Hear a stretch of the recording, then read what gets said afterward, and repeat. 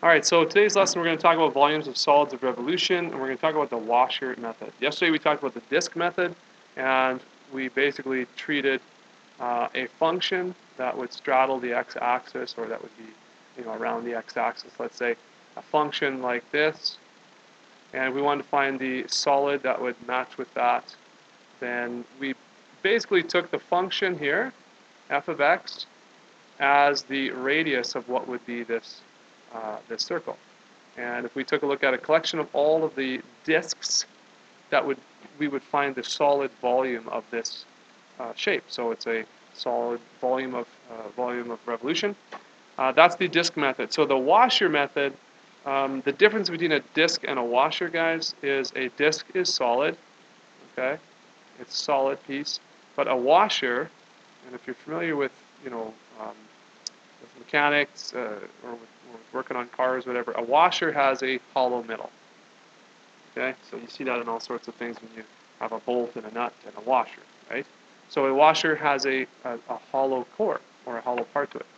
So the washer method is what we're talking about. We're talking about not a completely solid figure, but one that maybe has a core bored out of it. And the question that we're going to be able to solve is, and you can do this. This was one of the questions from your assignment yesterday. And I asked you to try and do this. And we're looking for the volume of the solid of revolution that would be created if this area right here was rotated around the x-axis. Now, it's a little bit tough for me to draw that, but what you would want to picture is that this whole thing right here would be rotated around the x-axis, right? And so you'd end up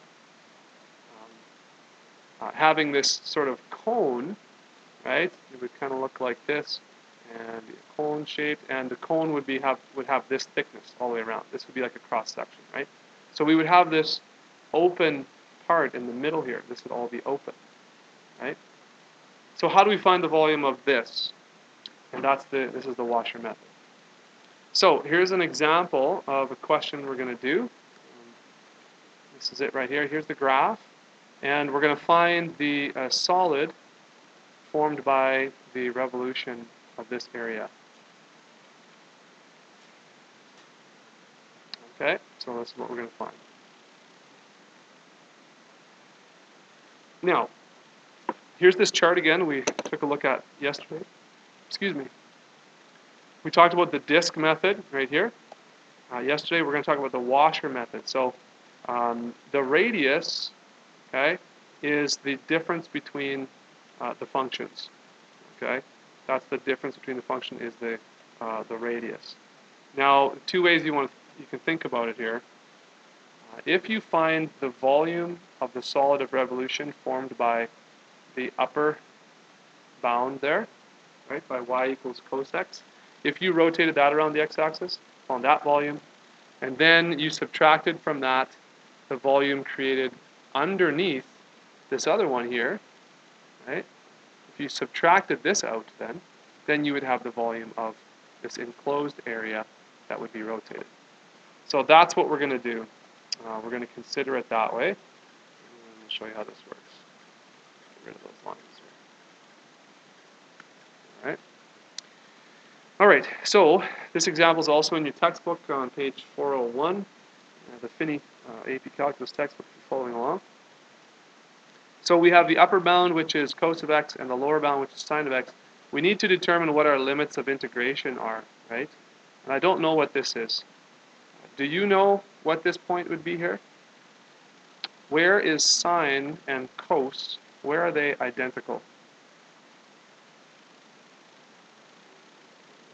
Okay, very good, yeah.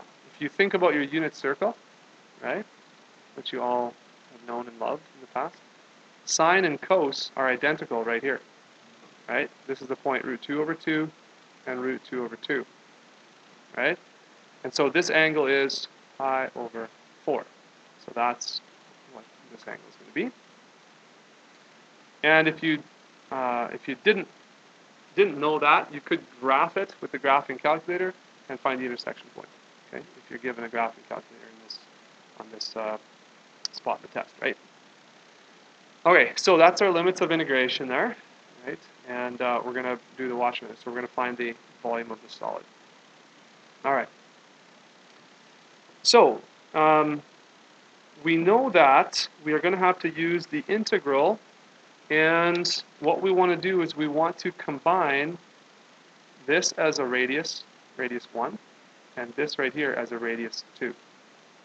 So instead of pi r squared, we're not going to do that really anymore.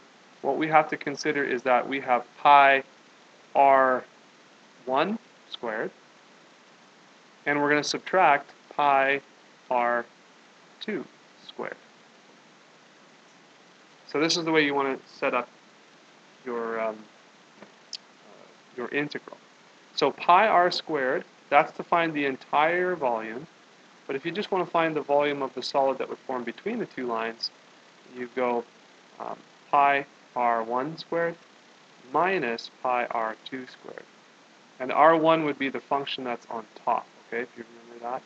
So the function that's on top would be the r1, and the function that's on the bottom would be r2.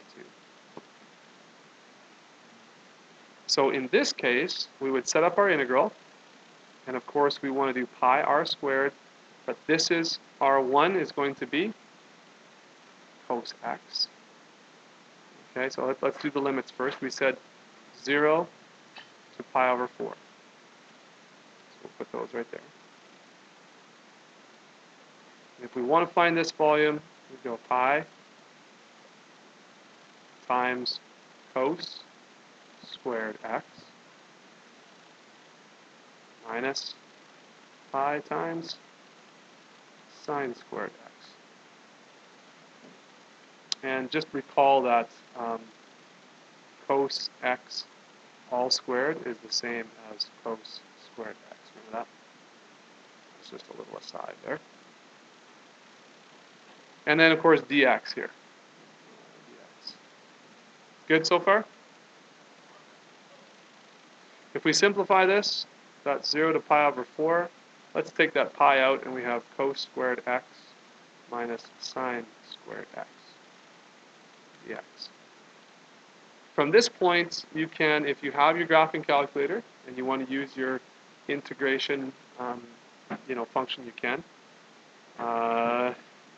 If not, okay, if not, you may or may not remember this, but we could integrate this manually, and this is how you do it. Cos squared x minus sine squared x, that's actually an identity. And that actually equals cos of 2x. So you could replace this with just simply cos of 2x. So identities, may be good to have those handy, because and memorize some of those ones, some of the more common ones here. May give you a hand in the test if you're not allowed a calculator for a question like this. Okay, so the pi then is just a constant, so that can come outside. It's no problem. And then the antiderivative, or the integral of cos, is what? That's going to be sine. So it's going to be sine of 2x. And if we're integrating, because this 2 is here, we have to account for that. So we've got to multiply by a half. So that when we take the integral of sine of 2x, right, the integral of sine is cos, and then you chain rule times 2, so you don't want to have a 2 in front there. That's why you have the half to counteract that. So that's your integral, and then that's going to be evaluated between 0 and pi over 4. Right? So that's going to be pi over 2 as a constant, and that's going to be sine of 2 pi over 4, or pi over 2, minus sine of 2 times 0. That's right. So what's sine of pi over 2? That point is 0, 1. So it's going to be 1 minus 0. Sine of 0 is 0. So that's going to be pi over 2 units. Units cubed, I guess. right? Now on your calculator, okay, so that's, first of all, that's the washer method, and the important part is really right here. Okay, this is the big deal. So this right there is the important part. Instead of one radius for one function, we have to account for both functions. Okay? And if we did this real quick on your calculator, let's just double check to make sure we get the same. So we'll turn it on. Let's do Math 9, our function integration there. And what did we have here? We had pi times cos x. I guess it's all squared. Boy, I got to be careful with my brackets there. I'm not sure if that's going to work, but let's try it. Minus sine x all squared. You can't put the squared in there, so I don't know if this will work. We'll see. Okay, comma x, comma 0, comma pi divided by 4. And what do we get? 2.46. That's not pi over 2, is it? All right. So we all have to take it. I might have to add some more brackets here for this squared. Okay. It might be just feeding the squared. It could be feeding the x there. So I'll do that again, and we'll just see if we can get this calculator right here. All right. So here we go. We finally got it figured out here. A lot of brackets here. Let's take a look at that screen. That's 1.57 approximates pi over 2. Obviously, you could simplify some things and maybe try and get rid of some of these brackets, but of course, you could have just done cos of 2x as well, which would have simplified things. But if you didn't know the identity, then you just plug things into your calculator. You just got to be careful. And what I would do, honestly, is I would write it out on paper first, and then just to make sure you got it right here. But count your brackets and make sure you got everything. Okay, so if we go back to this other question, that's basically the washer method. And if we go back to the question from yesterday's assignment, that number 17, it's very, very similar.